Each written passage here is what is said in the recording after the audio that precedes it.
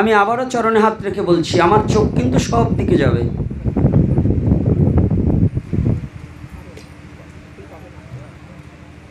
মাথার বোঝা নামিয়ে বসবি গীতা ভাগবত পাঠে, অর্থাৎ দুশ্চিন্তাকে, সংসারের চিন্তা যত সময় হৃদয়ে থাকে তত সময় হরিকথা হৃদয়ে প্রবেশ করে না। ভরা কলসিতে কখনো জল দিলে সে জল দেন আর ঘৃত দেন, সেটা যেমন থাকে না, তদ্রূপ এই দেহ ভাণ্ডের সমস্ত দুশ্চিন্তাকে পরিত্যাগ না করলে হরিকথার রূপরস কখনো দেহ পাত্রে প্রবেশ করে না। এজন্য শাস্ত্রকার বললেন, মাথার বোঝা নামিয়ে বসবি গীতা ভাগবত পাঠে, তবেই হবে নামে রুচি, মুক্তি পাবি ঘাটে। নামে রুচি হওয়া এত সহজ নই গো। হরিকথা শ্রবণে করিতে করিতে হরিকথার প্রতি রুচি আনতে হলে দুশ্চিন্তাটাকে দূরীভূত করতে হবে। যত সময় দুশ্চিন্তা থাকে তত সময় জীবের হৃদয়াকাশে সুচিন্তা উদয় হয় না। এজন্য দুশ্চিন্তাটাকে দূরীভূত করতে হবে। আর যদিও বুঝি হতে চায় না, তাহলে একমাত্র সাধুগুরু বৈষ্ণবের চরণধূলি মস্তকে ধারণ করে যেন আমাদের জীবনের সমস্ত অহংকারটা দূরীভূত হয়ে গিয়ে শুদ্ধ হরিকথা শ্রবণের ভাব যেন উদয় হয়ে যায়। রাধে রাধে।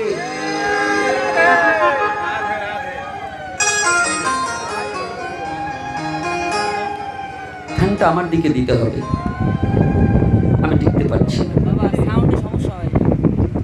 এখন সাউন্ডটা। তাহলে ফ্যানটা আরো দূরে দাও, একটু দূরে দিয়ে তুমি এদিকে বসো, ফ্যানটা তোমার পিছনে দাও, বুঝতে হবে, না হলে আমি তো টিকতে পারছি না। আর যে গরম, সাধুরা অনেক কিছু সইতে পারে, আমি তো আর সাধু হতে পারিনি, এজন্য অনেক কিছু সহ্য করতে পারছি না। আপনারা সাধু, আপনাদের ধন্যবাদ জানাই। সাধুকে সার হয়েছে যে, যেমন তাল গাছ, তাল গাছে সার হলে যেমন ঘুন পোকায় খেতে পারে না, মানব জীবনে যে জন সাধু হয়েছে তাকে কখনো কোনোদিন অশুভ শক্তিতে তাকে বিনাশ করতে পারে না। রাধে। আজকে যাকে স্মরণ না করলে হরিকথায় প্রবেশ করা যায় না, সে কে? পিতা পর্যন্ত যাকে বন্দনা করেছিলেন। ভালো করে জানবেন, সনাতন ধর্মের লজিকগুলো, আমার কথাটা একটু ব্যতিক্রম। আজকে আমার এক বাবা একজন প্রভাষক, আমাকে পরিচয় দিলেন তিনি একজন প্রভাষক। আসতে সময় বলছে, আমি একজন প্রভাষক, আপনি কি শ্যামাচরণ, এই যে ভারতের একজন ভালো রাজনীতিবিদ ছিলেন, তার কথাটা টেনে ধরে বলছেন আমাকে, আপনি কি জ্ঞানকাণ্ড এবং কর্মকাণ্ড, এই জ্ঞানকাণ্ড আর এই ধর্মকাণ্ডের যে ব্যাপারে কিছু কথা, এগুলো কি ওটা শুনেছেন? আমি বলছি, আমি তো কিছু শুনিনি। যত বড় রাজনীতিবিদের যত বড় জ্ঞানকাণ্ড আর ধর্মকাণ্ড কর্মকাণ্ড যাই শুনতে চাও না কেন বাবা, সনাতন ধর্মের এই আর্য মহর্ষিদের ধার্য করা অনুশাসিত পথ যতদিন পর্যন্ত হৃদয় মাঝে প্রবেশ না করবে, কোনো কাণ্ডে কাজ হবে না, কোনো কাণ্ডে কাজ হবে না। পাণ্ডিত্যে কখনো সনাতন ধর্ম বোঝা যাবে না। সনাতন ধর্ম বুঝতে হলে পাণ্ডিত্য ছেড়ে দিয়ে বুকা সাজতে হবে। রাধে রাধে। যতদিন পর্যন্ত অহংকার বোধ আছে ততদিন পর্যন্ত সনাতন ধর্ম কি তত্ত্ব এটা উপলব্ধি করা যাবে না। কতজন আসলো আর গেল, কোটি কল্পকাল আসবে আর যাবে, সনাতন ধর্মের তত্ত্ব বুঝতে হলে যতদিন পর্যন্ত ভগবত প্রেম হৃদয়ে উদ্ভাসিত না হবে, সনাতন ধর্মের তত্ত্ব ততদিন পর্যন্ত উপলব্ধি করা সম্ভব নয়। এজন্যই বলছি, সনাতন ধর্ম এমন একটা ধর্ম, যোগ্য ব্যক্তিকে যোগ্য সম্মান করা হয়। সে যে হোক, ছোট হলেও এটা সনাতন ধর্ম শিক্ষা দিয়েছে, যত ছোট হোক না কেন যোগ্য ব্যক্তিকে যোগ্য সম্মান দিতে হয়। এর কোথায় জানেন? ভাগবত প্রবেশিকায় প্রারম্ভেই যতজন এখানে, আমগ্রামের বাড়িতে এখানে অনেক বিদগ্ধ শাস্ত্রবিদ আছে এবং বৈষ্ণবগণ আছে, মহাত্মাগণ আছে। আজকে আমগ্রামে অনেক ভক্তজন আছে, আমি জানা আছে। তবে এখানে আপনারা জানবেন, ভাগবতের প্রবেশিকায় যেখানে ব্যাসদেব সাক্ষাৎ ব্যাসদেবের পিতা যেখানে সাক্ষাৎ, ব্যাসদেবের ঠাকুরদাদা যেখানে সাক্ষাৎ, কিন্তু সেখানে হরিদ্বার ব্রহ্মকুণ্ডে সরস্বতী নদীর পারে একমাত্র সম্মান পেয়েছিলেন ব্যাসের নন্দন শ্রীল সুখদেব গোস্বামী প্রভুপাদ। এখান থেকে আমাদের বুঝতে কোনো বাকি থাকে না যে সনাতন ধর্ম যোগ্য ব্যক্তিকে যোগ্য সম্মান দিতে জানে। জানে কি না? রাধে রাধে। অন্য আলোচকের আলোচনা আর গোপীনাথের আলোচনা কিন্তু ব্যতিক্রম আছে। আমার সাথে কথা বলতে হবে, কথা না বললে কিন্তু আমার কথা হারিয়ে যাবে। রাধে রাধে। এই জন্য সত্য কিনা মিথ্যা এটাকে বুঝতে হবে। আমি কিন্তু পাঠক নয়, তবে হ্যাঁ শুনেছি পুরাণে মহিমা ব্যাখ্যানে অসম্ভব সম্ভব হয় যদি সাধুগুরু বৈষ্ণবের কৃপা হয়। আপনারা সেই সাধুজন সজ্জন ভক্তজন আপনারা কৃপা করে যতটুকু কৃপাশীষ দান করবেন মোরে, সেই কৃপা বল শক্তি পেয়ে যদি ভক্তির কথা আসে ধেয়ে, তবে দু একটা কথা হলেও হতে পারে। এটা আমার কোনো অবদান নয়, সমস্ত অবদান আপনাদের। পার হাউস আপনারা, আমি শুধু বাল্ব। আপনারা সুইচ দিলে জ্বলবে, আর যদি সুইচ না দেন তাহলে বন্ধ হয়ে থাকবে। রাধে রাধে। তাই আবারও কৃপা চেয়ে নিচ্ছি, করুণা করবেন। তাহলে আজকে সনাতন ধর্মের প্রারম্ভে আমার কথাটা একটু ব্যতিক্রম। আমি কোনো গ্রন্থ কথা জানিই না, তথাপি আমার কথাটা হচ্ছে সনাতন ধর্মটা কি, সনাতন তত্ত্বটা কি, সনাতন বস্তুটা কি। এই তত্ত্বটা যেমন চৈতন্য চরিতামৃতে বলছেন, বস্তু নির্দেশিয়ে করো তত্ত্বেরই বিচার। যারা চৈতন্য চরিতামৃত আস্বাদন করা ভক্তগণ আছেন, দেখবেন চৈতন্য চরিতামৃতে কৃষ্ণদাস কবিরাজ গোস্বামী স্পষ্টভাবে বর্ণনা করলেন। তিনি কলম দিলেন, বললেন বস্তু নির্দেশিয়ে করো তত্ত্বেরই বিচার। আগে বস্তুটা কি, তারপরে তত্ত্ব। যদি বস্তুই না থাকে, তত্ত্ব জেনে কোনো লাভ হবে না। হবে কি? রাধে রাধে। হ্যাঁ, নিমন্ত্রণ করেছে, রান্নাই করেনি, তাহলে কি ওখানে ঘোরাফেরা করলে আমার পেট ভরবে? তাহলে কি আগে অন্যের প্রয়োজন আছে। তদ্রূপ সনাতন ধর্ম হচ্ছে এমন একটা ধর্ম, আগে বস্তুটাকে চিনতে হবে, তারপরে তত্ত্ব বিচার করো। কিন্তু আজকাল আমাদের সমাজে তো আগে তত্ত্ব আলোচনা করে, বস্তু কি আছে কি না আছে সেটা দেখে না। তো এত তত্ত্ব নয়, আগে বস্তুটাকে জানতে হবে, বুঝতে হবে। খালি জানলে হবে না, তাকে মানতেও হবে। বেশি জানলে জানোয়ার হয়ে যাবে, কিন্তু মানোয়ার হতে হবে। রাধে। যদি না জেনে শুধু জানলাম কিন্তু মানলাম না, তাহলে জীবনে আমি কোনোদিন ভগবত কৃপা উপলব্ধি করতে পারব না। আমি যতটুকু জানি তার চেয়ে মানাটাই আমার কাছে প্রাধান্য বেশি। আর সনাতন ধর্মটাই হচ্ছে তোমার জানার প্রয়োজন নয়, যতটুকু গুরু কৃপা করে তোমাকে জানিয়েছে ততটুকু তুমি মানতে চেষ্টা করো, তবেই তুমি একদিন মানুষ হতে, উন্নত মহামানুষ হতে পারবে। আর যতদিন পর্যন্ত মানতে না পারবে, শুধু জানতে চাইবে, ততদিন পর্যন্ত তুমি মহামানব হতে পারবে। তাহলে আগে কি? বস্তু। তাই সনাতন ধর্মের প্রারম্ভ থেকে যে কথাটা আমি সূচনা লগ্নে আলোচ্য বিষয়টা এসেছে, বাবা এখানে কথা বলা যাবে না, নীরবতার সহিত হরিকথা শ্রবণ করতে হবে। প্রতিটা কথা যদি গৌরের ইচ্ছা হয়, যদি আমার গৌর হরির দয়া হয়, আজকে যুব সমাজ দেখছি দাঁড়িয়ে আছে, আমার খুব ভালো লেগেছে।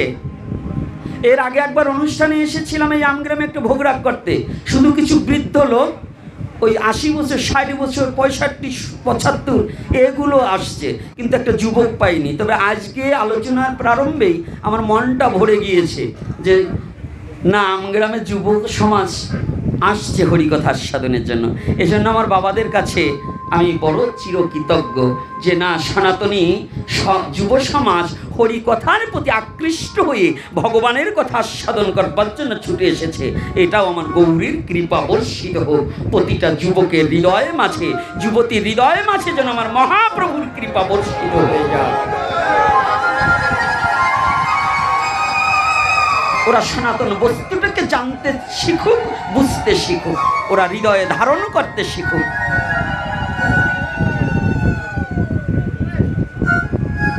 আমরা যদি না জাগি মা, কেমনে সকাল হবে?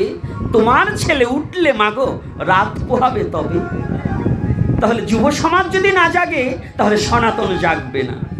এই কিছু বুড়ো শুধু করতাল বাজিয়ে হরে কৃষ্ণ গেয়ে কোনোদিন সনাতন ধর্মকে জাগ্রত করতে পারবে না, যদি যুব সমাজকে জাগ্রত না করা যায়। তাহলে বলবেন কোথায়? এই ভাগবতী তার পূর্ণাঙ্গ সাক্ষী দিয়েছে। ওখানে ব্যাসদেব থাকাকালীনও কিন্তু হরিকথা প্রচারের জন্য একমাত্র মহাত্যাগী স্বর্গমত্ত পাতাল, এই ত্রিজগতের মধ্যে সর্বশ্রেষ্ঠ ত্যাগী হচ্ছেন কৃষ্ণ দ্বৈপায়ন বেদব্যাস পুত্র শ্রীল সুখদেব গোস্বামী প্রভুপাদ। এজন্য কোন কোন মহাজন বলেছেন, একমাত্র হরিকথা তারই মুখে শোভা পায় যিনি সর্বত্যাগী। ত্যাগীর মুখ থেকে ছাড়া হরিকথা সাধন করলে মানব জীবনে কল্যাণ খুব কম বয়ে আসে।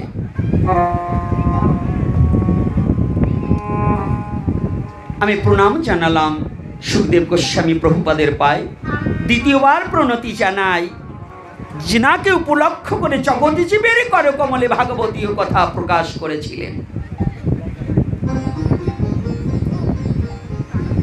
সে পাত্রটাকে দাতা অনেক পাওয়া যায়, পাত্র পেতে কিন্তু বড় কঠিন। মহাজনে কলম দিলেন, পাত্র বুঝে দান করিস তুই, স্বার্থ রাখিস শূন্য, ওই দানেই তোর হতে পারে যৎকিঞ্চিত পুণ্য। পাত্রটা চাই তো।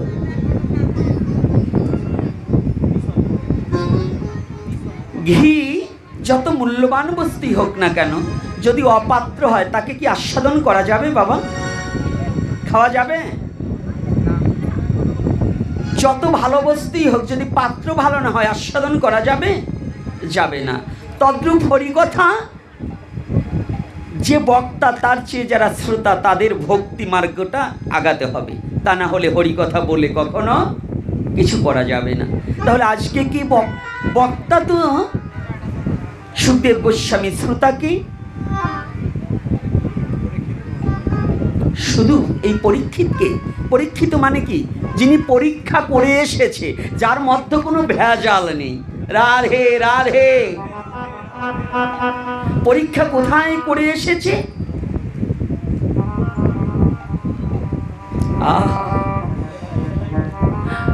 মাতৃজঠনে বসে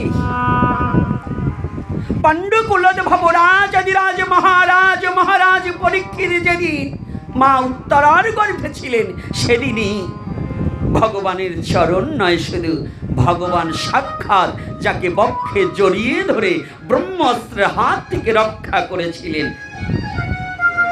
কত বড় শুদ্ধ হলে পরে, কত বড় পরম ভক্ত হলে, কত বড় কৃপার পাত্র হলে সাক্ষাৎ ব্রজেন্দ্র নন্দন ভগবান শ্রীকৃষ্ণ নিজেই যাকে বক্ষে জড়িয়ে ধরে রক্ষা করেছিলেন।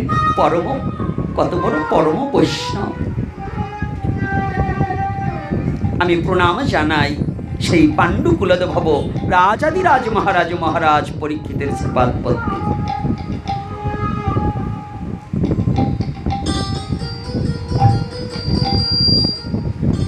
এই মহারাজ পরীক্ষিত যেদিন, ছোট্ট কথাটা বলে আসি, তারপরে রাধা মাধব কীর্তনটা করত। যেদিন গৌরমুখের বদন হইতে শ্রবণ করেছিলেন শমিক মুনির পুত্র শৃঙ্গিমণির অভিশাপের কথা, এত বিস্তারিত আলোচনা করতে গেলে এখানে 2 ঘন্টা কেটে যাবে, কিন্তু ওদিকে নয়, একটু টার্চ দিয়ে আমি অন্যদিকে আলোচনায় প্রবেশ করব। অভিশাপের কথাটা শ্রবণ করা মাত্রই গৌরমুখ যখন সকালবেলা এসে উপনীত হয়েছিল, এদিকে মহারাজ পরীক্ষিত একবার ভিতর বাড়ি একবার বাইর বাড়ি। এটা হয়েছিল কেন জানেন? পৃথিবীর মাঝে সর্বশ্রেষ্ঠ আদালত হচ্ছে মানুষের বিবেক। যার বিবেক নেই তাকে মনুষ্যর মধ্যে গণ্য করা যায় না। পৃথিবীর সবচেয়ে বড় আদালতটা হচ্ছে মানুষের বিবেক। মহারাজ পরীক্ষিত শমিক মুনির গলে তক্ষক পেঁচিয়ে দিয়ে এসেছিলেন বটে, কিন্তু এসে শান্তি পাচ্ছে না। কেননা মহারাজ পরীক্ষিত মনে মনে চিন্তা করছে, আহা, যে কর্ম আমি রাজা হয়ে করেছি, না জানি এই কর্মের প্রতিদানে কি ফল এসে উপনীত হয়, কোন ফল যেন আমার ভোগ করতে হয়। যত বড় অন্যায় কর্ম করেন, আর আপনার বিবেকের কাছে প্রশ্ন করুন, বিবেক বলে দিতে পারবে কোনটা ন্যায় আর কোনটা অন্যায়? বলে দিতে পারে না বাবা।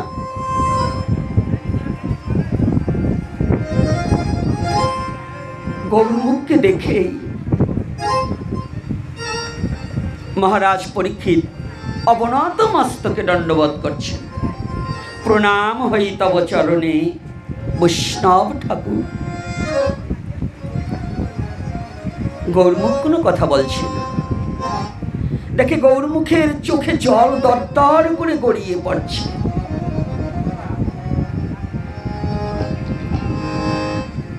একি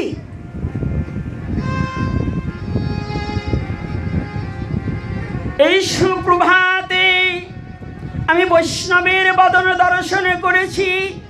আজ আমার দিনটা বড় আনন্দের দিন, বড় ভালো শুভ দিন।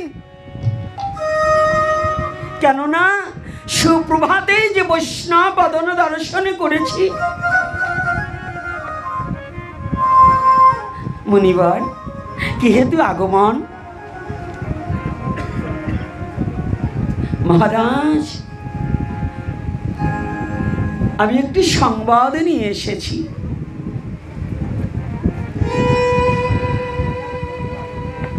আমি একটা দূর সংবাদ নিয়ে এসেছি।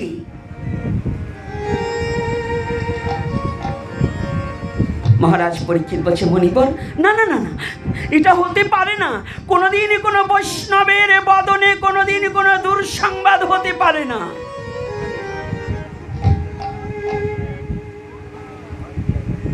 আমি জানি কি জানো, যদি মনুষ্য জীবনে, যদি মানুষের জীবনে, যদি যত বড় মহাপাতকই হোক না কেন, যদি একবার কোনো শুদ্ধ বৈষ্ণবের দর্শন হয়, তার কোটি জন্মের পাপ মুক্ত হয়ে ভগবৎ প্রেম হয় উদয়।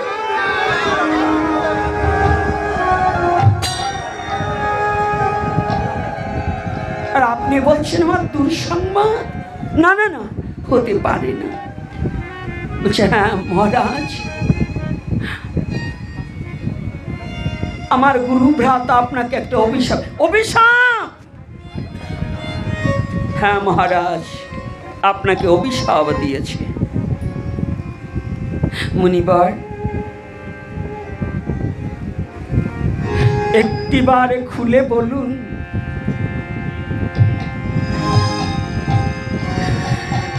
আমি কি কোনোদিন এই অভিশাপ থেকে আর জীবনে মুক্তি পাবো না? মুক্তি পাবো না।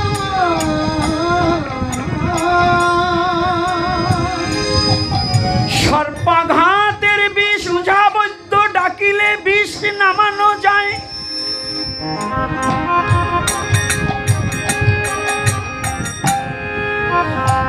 কারো জীবনে যদি একবার অভিশাপের বিষ লেগে যায়, সে বিষ কোনো উঝাবদ্ধ ঝেড়ে নামাতে পারে না।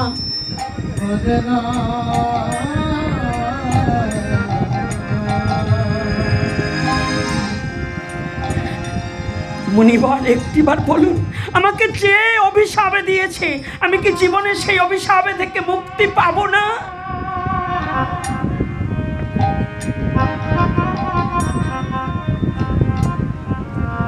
আপনি একটিবার বলুন। শ্রমিক মুনির শিষ্যপুত্র গৌরমুখ বলছে, মহারাজ, যে কথাটা আমার বলতে হৃদয় বিদীর্ণ হয়ে কাঁপছে।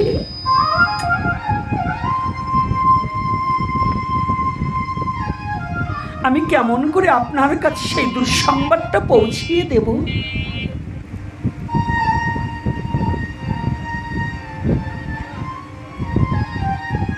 না না না, আপনি বলুন। আমি জানি বৈষ্ণবের বদনে কখনো কোনো দুঃসংবাদ হতে পারে না। একটু কথাগুলো লক্ষ্য করবেন, কত বড় ধীর প্রতিজ্ঞাবদ্ধ, কত বড় ধীর কথাটা, যে বৈষ্ণবের বদনে কখনো কোনো অশুভ কথা হতে পারে না। আপনি কি বলছেন বলুন? গৌরমুখ বলছে, মহারাজ, গতকাল যে কর্ম আপনি করেছেন, আমার গুরুদেবের গলে মৃত্যু তক্ষকে পেঁচিয়ে দিয়ে এসেছেন। আমার গুরু ভ্রাতা পিতার অমর্যাদা লঙ্ঘন হবে বিধায় অমর্যাদা যেন না হয়, এজন্য আপনাকে অভিশাপ দিয়েছে।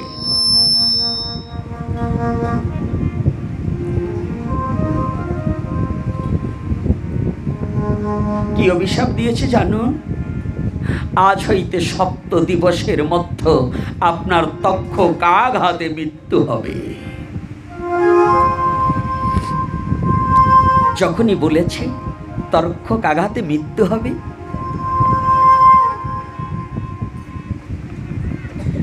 অমনি মহারাজ পরীক্ষিত হেসে দিয়েছে। কিছু সময় হেসে দিয়েই আবার দরদর করে দুটি চোখের জলে বক্ষ প্লাবিত হচ্ছে। গৌরমুখ বুঝতে পারছে না।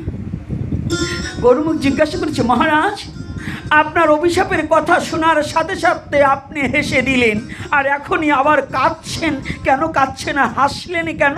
আর কাঁদছেন কেন? মৃত্যুর কথা শুনলে তো সকলে ভীত হয়ে যায়, তা আপনি আগে হেসে দিলেন আর এখন আবার কাঁদছেন কেন গো?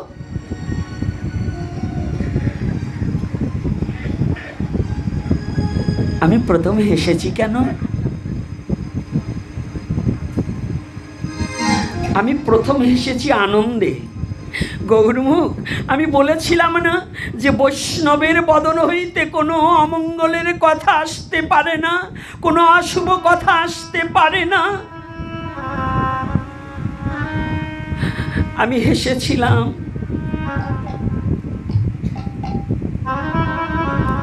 পৃথিবীতে কত মানুষ পৃথিবীতে এসেছে, কার কোনদিন মৃত্যু সংবাদ কেউ কোনোদিনই জানে না। তবু আমি পরম ভাগ্যবান যে তোমার মতো বৈষ্ণবের বদন হইতে আমার মৃত্যু দিনের কথাটা আমি জানতে পেরেছি।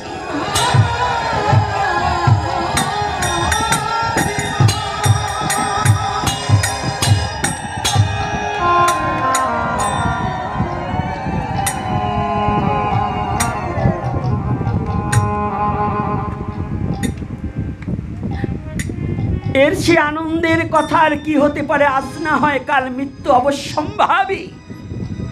জন্মিলে তার মৃত্যু হবে, মৃত্যু অবশ্যম্ভাবী।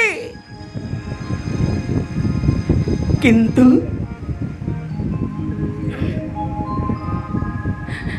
আমি সেই আনন্দে হেসেছি যে আমি তো তবু জানতে পারলাম আমি আরো 7টা দিন পৃথিবীতে থাকব। মহারাজ, তাহলে এইবার কাঁদছেন কেন? মৃত্যু ভয়ে? না, আমি কাঁদছি কেন জানুন মুনিবর?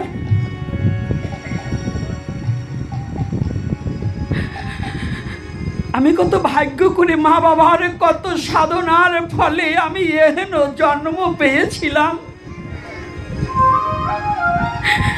আমি আপনার মতো বৈষ্ণবের শ্রী চরণ দর্শন করেছি। আমি কাঁদছি কারণে আমার জীবনে কি আর আপনার মতো বৈষ্ণবের চরণ দর্শন হবে?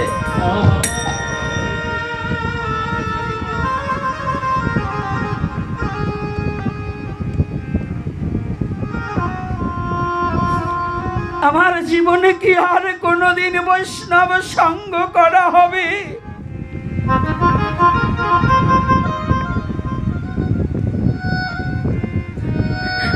আমি কি আর জীবনে কোনোদিন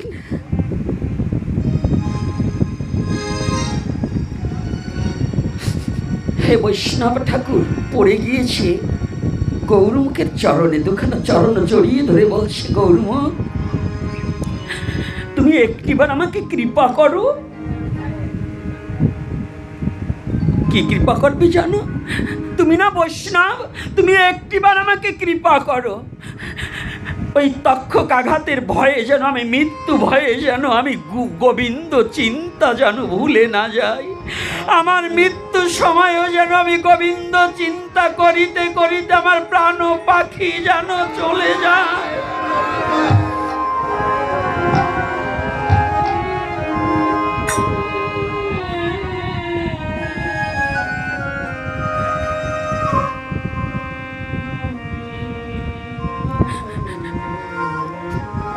প্রণাম করে বলছে গৌরমুখে,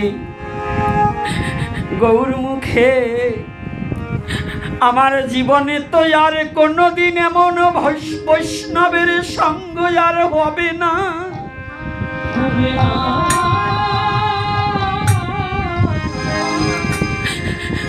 আমার শেষের নিবেদনে তোমার চরণে রেখে যাই,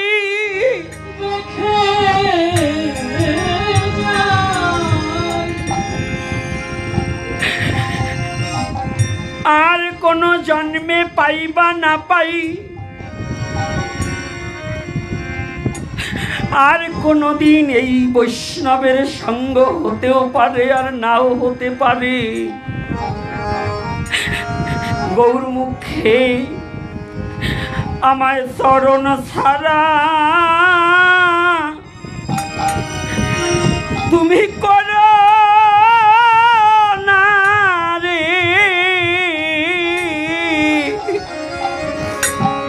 আমায় করো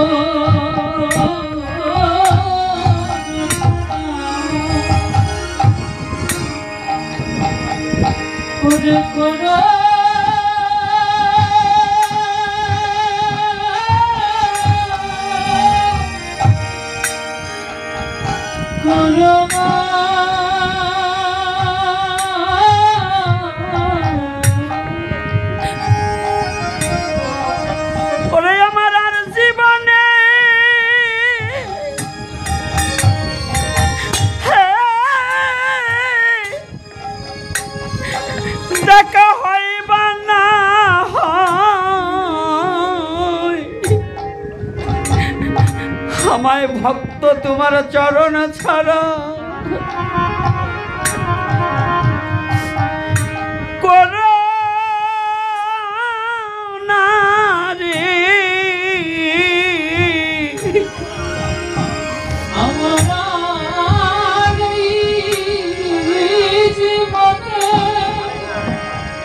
দেখা হয় বা না হয়, রাধে হ্যাঁ রাধে।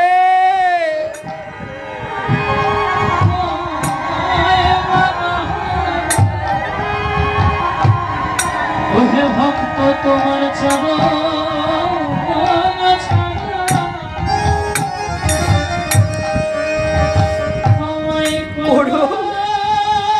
করো না রে।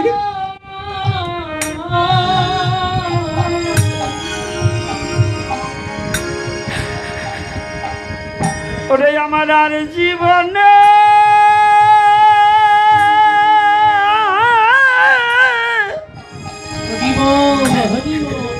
তোমার সঙ্গ হয় বা না হয়,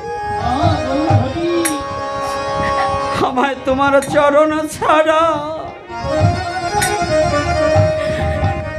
করো না রে।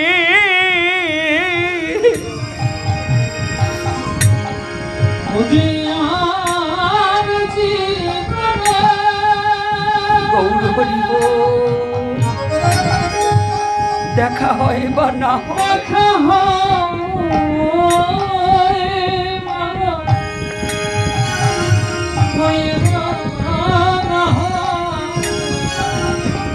তোমার চরণ ছাড়া, তোমার চরণ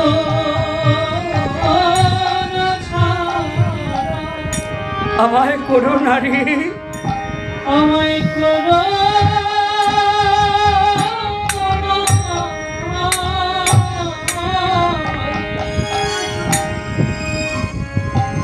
আর্ধ জীবনী শুধু আজ মহারাজ পরীক্ষিতের কথা নয়, প্রতিটা জীবের হরিকথা শ্রবণের সময় পরীক্ষিত হতে হয়। প্রতিটা জীবের যে আর আমার সময় নেই, আমি যেন এখনই আমার প্রাণ পাখি চলে যাবে, প্রতিটা জীবের এহেন ভাব নিয়ে হরিকথা সাধন করতে বসতে হয়। প্রতিটা নরনারীর এই চিন্তা চেতনা নিয়ে বসতে হয়। আজকে কত বড় কথা, বৈষ্ণবের বদনে কখনো অমঙ্গল কথা হতে পারে না। তাহলে বৈষ্ণব কে গো?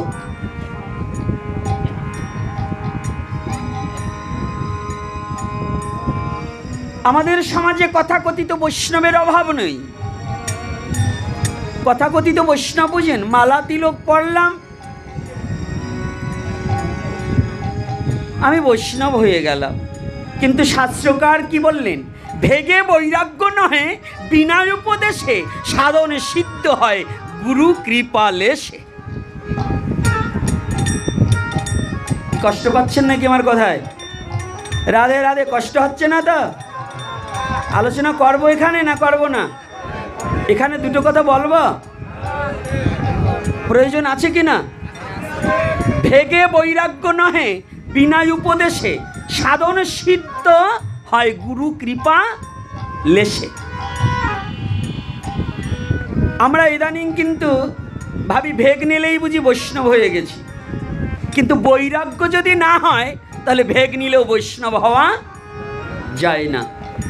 আর সংসারে থেকেও ভেগ আশ্রিতর চেয়েও বেশি হওয়া যায় যদি বৈরাগ্যর উদয় হয়।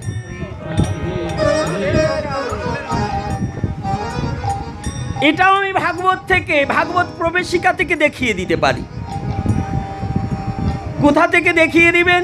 সুখদেব গোস্বামী ছিলেন সর্বত্যাগী, আর তার গুরুদেবের নাম কি গো জানেন তো? সুখদেবের গুরুদেবের নাম কি? খালি শুধু জনক বললে হবে না, জনক হচ্ছে উপাধি। শিরোদ্ধাস মহারাজ জনক, শিরোদ্ধাস মহারাজ জনক। তাহলে এনার বাড়ি ছিলেন কোথায়? বাহ, তাহলে শিরোদ্ধাস মহারাজ জনক। এই জনক কি সংসারী লোক কি না? সংসারী ছিল না সন্ন্যাসী ছিল? রাধে। তাহলে এই সংসারী লোকের অত বড় একজন সন্ন্যাসী শিষ্য হলো কি করে? সুখদেব গোস্বামীর মধ্যে তো এত বড় ত্যাগী কেউ নেই, যে অষ্ট আঙ্গুল একখানা কৌপিন ভিন্ন আর কিছু যার ছিল না। রাধে। আর আমরা বৈষ্ণব হয়েছি ভিক্ষা করে সুদে টাকা লাগাই, সারা গ্রাম ভিক্ষা করি, শিষ্যবাড়ির টাকা আনি আবার সুদে লাগাই। কি এরকম আছে না? আপনাদের দেশে নাই, আমাদের দেশে আছে। আপনাদের দেশেও আছে? ওরে বাবা রে বাবা,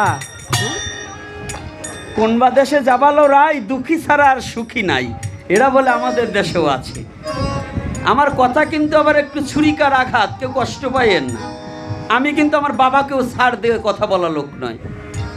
হরিকথার মধ্যে মধ্যে সমাজকে পরিবর্তন করতে হবে নাকি? না শুধু খালি হরিকথা বলতে হবে? শুধু হরিকথায় যেমন শুধু লাউ কিনলে তরকারি হয় না, তার সাথে লঙ্কা লবণও দিতে হয়। রাধে রাধে, তেলও সম্ভাড়া দিতে হয়, তাই না? তো তদ্রূপ সনাতন ধর্মকে জাগাতে হলে শুধু হরে কৃষ্ণকে করতাল বাজালে হবে না। তো তার আগে আমরা একটু রাধা মাধব কীর্তনটা করে নেই নাকি, তারপরে আলোচনায় যাব। আজকে কোথায় গৌর হরি নেবে? বসে থাকবেন তো? হ্যাঁ, কয়টা অবধি? সারা রাত? মায়েরা কি বলেন? রাধে।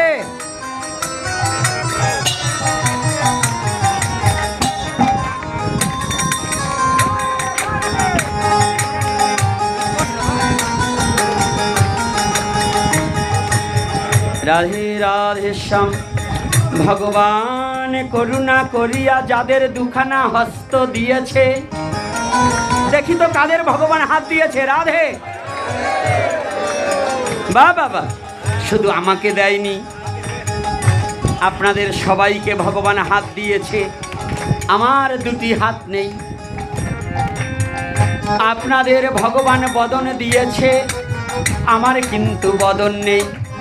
আপনাদের ভগবান নয়ন দিয়েছে, আমার কিন্তু নয়ন নেই। কেন নেই? ভগবান করুণা করিয়া সুন্দর একখানা বদন দিয়েছে,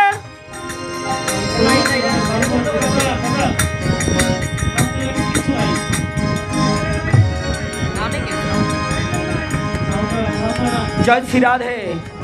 বাবা এখন আমার ডিস্টার্ব দিও না। ভগবান করুণা করিয়া সুন্দর একখানা বদন দিয়েছে যাদের, কিন্তু আমাকেও দিয়েছে। এই বদন দিয়ে কোনোদিন আমি ভগবানের গুণ কীর্তন করি নাই,